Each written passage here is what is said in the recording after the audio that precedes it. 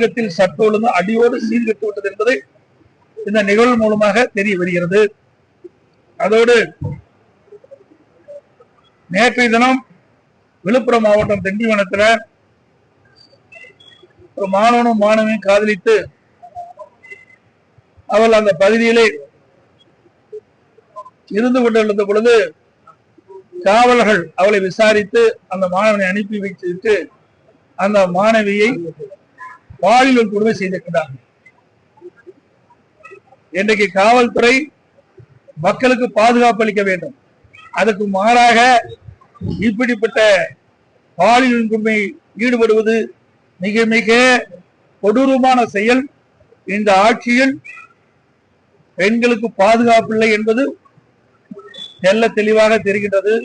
இதேபோல் திருவண்ணாமலையிலும் இப்படிப்பட்ட ஒரு நிகழ்வுகள் காவல்துறை அலுவலர்கள் காவலர்களால் ஏற்பட்ட சம்பவம் மறைவதற்கு முன்பாகவே இப்படிப்பட்ட சம்பவம் விழுப்புரத்தில் ஏற்பட்டிருக்கிறது. தமிழகத்தில் காவல்துறை ஒன்று இருக்கின்றதா, அப்படி அது இருந்தாலும் மக்களுக்கு பாதுகாப்பு கொடுக்கின்றதா என்ற நிலைதான் இன்றைய தினம் இந்த ஆட்சியிலே பார்க்கப்படுகிறது. தூத்துக்குடியிலே சமூகத்துறை அமைச்சர் ஒரு நிகழ்ச்சியிலே பங்கு பெற்று பேசுகின்ற பொழுது ஒரு கருத்தை தெரிவித்திருக்கின்றார்கள். திராவிட முன்னேற்ற கழக ஆட்சியில 6999 சிறுமிகள் பாலியல் வன்கொடுமைக்கு ஆளாக்கப்பட்டதாக திமுகவுடைய அமைச்சர் சமூகத்துறை அமைச்சரை தெரிவித்திருக்கிறார். அதற்கு 104 கோடி ரூபாய் நிவாரணம் கொடுத்ததாக அறிவித்திருக்கின்றார். எவ்வளவு ஒரு மோசமான செயல்! பாலியல் வன்கொடுமையை தடுத்து நிறுத்தத்திற்கு திராணியற்ற அரசாங்கம் திமுக அரசாங்கம் என்பது இதிலிருந்து தெரிகிறது.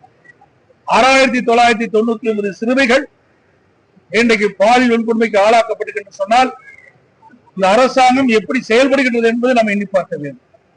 ஒரு திறமையற்ற முதலமைச்சர், பொம்மை முதலமைச்சர் தமிழகத்தை ஆண்டு கொண்டிருக்கின்ற காரணத்தினாலே அவரிடத்திலே காவல்துறை இருந்தும் சரியான முறையிலே நடவடிக்கை எடுக்காத காரணத்திலே இன்றைக்கு இப்படிப்பட்ட நிகழ்வுகள் தொடர்ந்து சிறுமிகளுக்கும் பெண்களுக்கும் அநீதி இழைக்கப்படுகின்றது.